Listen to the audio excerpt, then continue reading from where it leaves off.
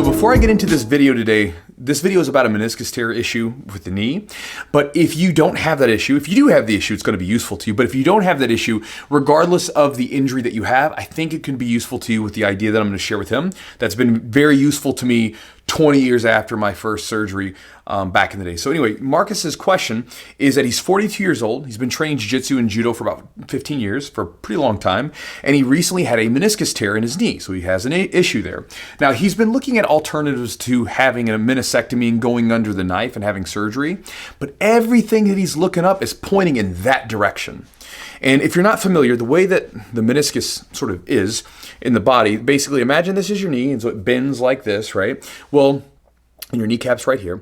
There are these two little horseshoe pieces of cartilage that sit and provide cushion to your bones there. And those are the meniscus cartilage. And what happens is if you have a tear, they might flare off to the side and then they get caught in the knee joint. There's not a lot of space there anyway. And so it creates a lot of pain, reduces the function of the knee, and it hurts a lot. And you can't really do much of anything if it gets really snagged in there. And so he's at that point, and so he's looking towards having a meniscectomy where they just trim that out. And he's wondering, okay, how's everything feeling for your knee, Chewy? Because he looked at my videos that I've had in the past where I talk about it. He's like, you had this done a few years ago. How's it feeling now? So first off, Marcus, and all of you guys who've asked this similar question, because I've gotten a bunch on this one, thank you for the question. And here's the deal. It doesn't feel bad. I'll talk about kind of some different things. But here's what you have to think about with this sort of situation happening. And this goes for anybody that is having a serious injury where you have to take some serious time off or possibly going under the knife. When you come back from that injury, you're never going to be like 100% like you were beforehand. It's just the way it is, man. You know, like when we come out of the package, so to speak, by the way the Creator made us, like we're a certain way, and that's fantastic and it's great. But once humans start getting in there messing around with stuff, we can put ourselves back together pretty well. You know, modern medicine is pretty incredible because you think about this, like a lot of the injuries that we have, that we get sometimes from just living, those would have been that you just dealt with it forever. But now we can fix it. You can have an outpatient surgery on your hip and walk out of there. It's incredible. But it's never going to be as good as it was coming out of the box, so to speak, unless you had some crazy deformity coming out of the box, so to speak. But if everything was in working function when you were young and everything else, once they start messing around with it, no matter how technologically advanced we are right now, we can't seem to make it better than what it was. And so whether you're having a shoulder surgery, a meniscus surgery, whatever it is, you're never going to be 100%. It's always going to be an issue with you. It'll become a part of your body that you jokingly, it's like you give it a personality. That's my angry knee. It's my bum knee, right? With that said, with that in mind, my knee doesn't feel too bad. But it's because I got good at doing maintenance on the knee, and I'll share what I do right now that seems to help it. Because when I was younger, when I was like 19, I had my first surgery. I don't know if you know that, Marcus. I had two meniscus surgeries, but the one I had when I was 19, almost 20 years ago, because I'll be 38 in a few weeks. March 13th is my birthday, so at the time of recording this. After I had my surgery, I didn't do the PT very well. I just didn't do very well. And I went back to training pretty hard and heavy very soon. And I actually lost some function in my knee. So if you ever meet me in person, and if you ever get a chance to look at my legs, you'll notice my right leg does not fully lock out. There's a slight bend in it that I can't get rid of, and I lost some function to it because of not being intelligent about my recovery. So again, any of you guys that have injuries, do your damn recovery. Training's not going anywhere.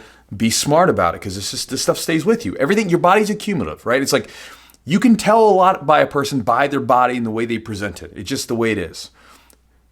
This reminds me of that, was it Forrest Gump? You can tell a lot about people by their shoes. Well, you can tell a lot about people by their body, right? And like that part of my knee, what you can tell about me from that is that when I was young, I was impatient and I wanted to get back to training. And so I was like, screw it, I'll be fine. And then it left a mark. And so with you, again, whatever you decide to do your necessary PT and everything else and be smart about it. Now, that said, when you get back to what feels like pretty good performance and function, you may almost feel like you're almost 100%, right? Almost. Maybe 99, but not 100. You always have to keep in mind that that part of your body now has been adjusted, has been affected, and it's never going to be what it was when you were 20 or when you were 30 or whatever. Our bodies are constantly decaying anyway, but once they remove that tissue, it's never going to be the same. The things that seem to help me the most to kind of getting into this now for maintenance is one, stretching. It's as simple as, I know it's simple, stretching, right? Big deal. But being diligent about this stuff, it's the most important thing. This is something you learn from jiu-jitsu anyway, right? Like jiu-jitsu, how do you develop exceptional skill in jiu-jitsu? You do it with mundane and repetitive practice. There's no magic to it. You know, I wrote that as a quote one day on Twitter. I said, like, the fruit of exceptional skill is it grows on the tree of mundane and repetitive practice, right? Well, when you're doing maintenance on your body, yeah, stretching's boring, but you know what? If you just do some yoga every now and then, probably is going to help you. It's kind of boring to you, but you know what? So what? So is dieting the right foods when you're cutting weight, but it'll make you better. You know, anyway, tangent off. So stretching. The other thing is weightlifting. Weightlifting seems to help it in a big way, but being very smart about my weightlifting. So like when I'm lifting now, I don't lift like when I was 25 years old. I'd like load the plates, let's squat heavy. Let's just do everything heavy. It's all about ego. Now it's more about function to help me just be alive and increase my abilities on the mats, and also to do maintenance on that leg. Because one of the things I actually find is that if I don't do a leg lift, like a leg day of some sort for a week or two, my knee gets really stiff. And so some of the things I'll do is, let's say if I'm doing squats, like I was doing squats the other day, I loaded the bar up with 185, relatively lightweight in comparison to what I could lift if I wanted to. And when I was squatting, I was going down really slow. So like we're talking about 3 to 5 seconds down to the bottom. And then once I'm in the bottom position, holding it for like 2 seconds to pause and then coming up. So you're talking about a 7 to 9 second rep. It's brutal. You can get a lot of bang for your buck with that, as far as using lightweight to stimulate the muscles, but also those deep stretches when I'm at that bottom of the squat and I'm stretching those muscles out under a load, really helps. Also things like RDLs. When I'm doing my RDLs to work my hamstrings and my glutes, well, when I'm down there and I'm at that point where I'm really bent over and like I'm getting that deep stretch in the quad or the hamstrings, I just hang out for a couple seconds and then I come up. Have to lower the weight a little bit, but I get that deep loaded stretch. And again, as I keep all those muscles stretched out and keep them strong and healthy, it seems to make my knees feel better. I mean, and again, I've talked to my buddy Eugene about this, and he was talking about that idea where essentially as we're stretching out those muscles around the knee, we help create some space in the joint. And I imagine probably what caused my meniscus surgeries when I was younger was not doing any stretching, was not lifting properly and trying to, keep those joints healthy. I was just trying to throw up weight and I was bored with stretching, so I didn't do it. So to sort of go back to it, when you get an injury, regardless of what it is, if it's bad enough, it's going to stick with you. Your body is accumulative, right? It's going to stick with you for a long time. Begin to treat your body like a car that has a defect. So this car has this particular issue. You just got to deal with it, do your maintenance, figure out what that maintenance is and do it. And then from there, the two things that have helped me the most with my meniscus are regular stretching.